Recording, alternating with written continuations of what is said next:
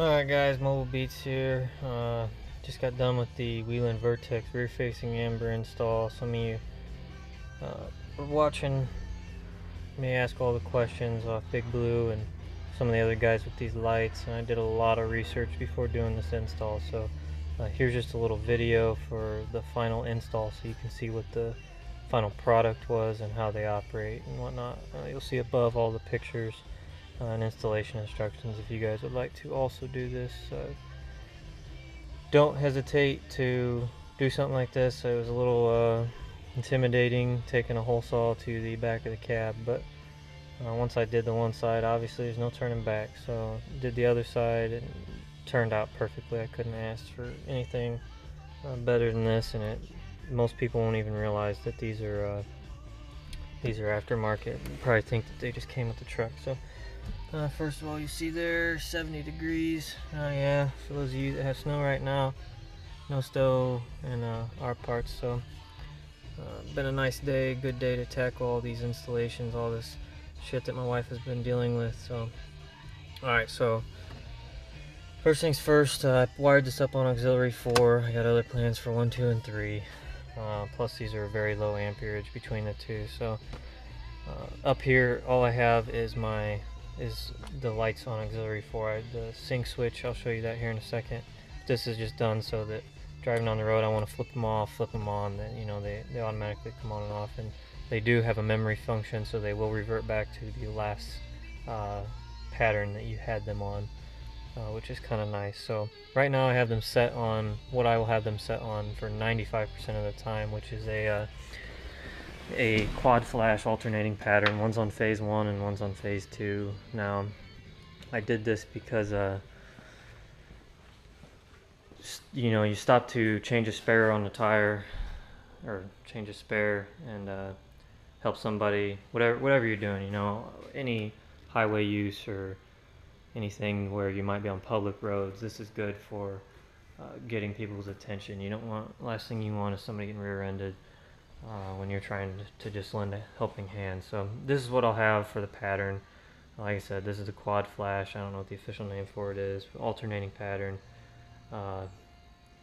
Now, obviously this is prone to cause Fred behind me to have a seizure due to his old age. At the snowball or havoc or whatever run we may be at. Now, because of this, it's a little blinding and distracting. Most of you have been around cop cars.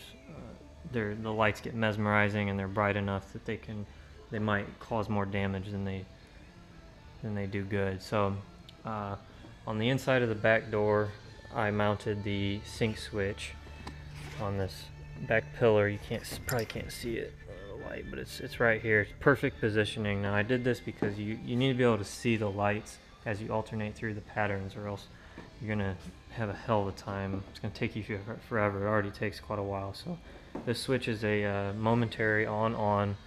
There's just a 12 volt power ran to it, and then each light has a sync wire on one of the on positions. Now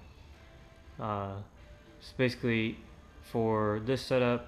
I'm running this all the other time. I get up to Michigan, UP, and Snowball 2014, and not trying to blind anyone. I'm going to switch these to I'm undecided at this point. I might do either a steady on, like some of the other members with these lights, and a lot of you guys run with other amber lights rear facing. But I also have been thinking about doing a alternating single flash, so it just alternates back and forth between each light. That way it's not flashing, causing issues, but it still gets your attention a little better than just a steady on. So basically this switch back here on this rear pillar, I'm gonna set both of these so that they're on the same pattern. And these are synced, so they will flash together. Basically, I'm just going to cycle through until I get to the constant on.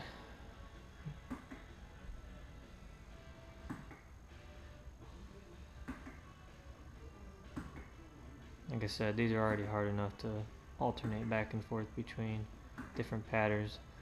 I wouldn't want to be trying to do this from the driver's seat.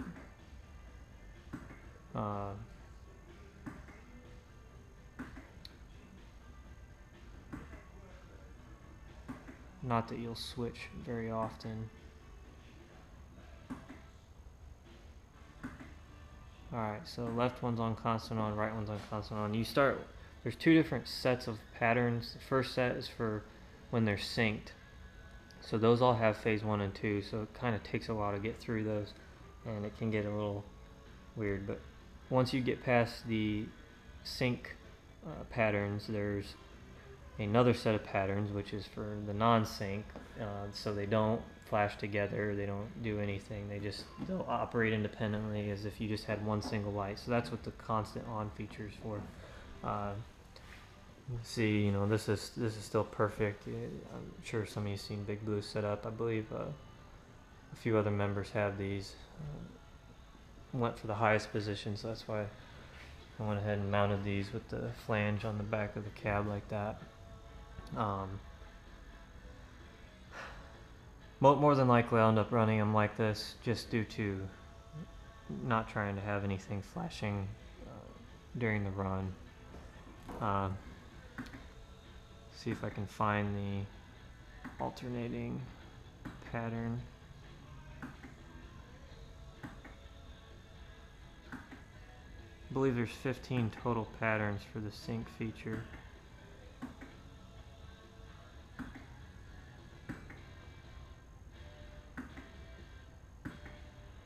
Alright, so right now these are both on phase 1 of the single flash. So I'll put one of them on phase 2. Now they're going to alternate back and forth. I don't think this is too bad. It's not blinding to somebody behind you. They're still bright, but just a little bit extra to get your attention. We'll see. I'm still thinking about that completely. If any of you guys have thoughts, go ahead and let me know. One thing about these lights, I did a lot of research. You can't find too much on the actual installation. The instructions aren't the greatest as far as how the sync wires work and the pattern switches and everything. It's kind of confusing. It's vague. I found one video that did a pretty good job on showing how to switch them, but it still didn't really explain it in detail. So you guys have any questions, just let me know. One thing about these is you're applying a 12-volt current to each pattern wire in order to get it to switch forward. I believe it's less than 3 seconds for that. If you apply a constant 12-volt power, it'll go back one. So put one of these lights, constant 12, it went back to phase 1. So quick flip of the switch, I can get it to go forward, hold it down for a second. That was about 2-3 seconds. It'll go back, just in case you go past it. It's kind of nice to know that. So like I already said, you guys have any questions, let me know. You'll see most of the pictures have installation instructions and pretty good overall flawless installation. I only had a couple issues. I'll go ahead and get a quick shot of the mounts with the lights off. These are bright enough that you can't even see the mounts looking at them. Kind of see there's the black flange mount. There's a gasket back here that you install, and then the Whelen LED, and then I went ahead and put in a clear silicone sealant underneath the gasket to hold it in place for a minute, and then I put it underneath the light just to help. A little water may get inside this housing, but that's not as big of a concern as water getting into the rear of the cab like some people have had with the third brake light. So this side I had a little trouble with the screw on the right side, but I ended up getting it. You'll see I slipped just a hair. My hole saw bit ended up being bent and it slipped. We'll get a little touch-up paint for that, just a beauty mark. But once again, Mobile Beats, FordRaptorForum.com. If you guys have any questions, let me know.